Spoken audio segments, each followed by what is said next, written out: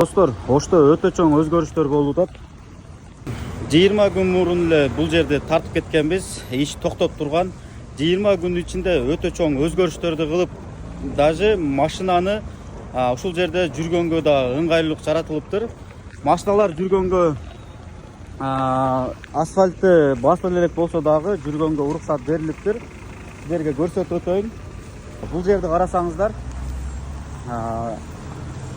Оштон чыга беришинде жана кире беришинде өтө чоң пробка пайда болуп калганына байланыштуу. Убактылуу болсо дагы ушул жерди ачып, өтө жакшы иш кылыптыр. Машиналар өтүп атат. Шаардын ичинде кичине болсо да пробка азайды.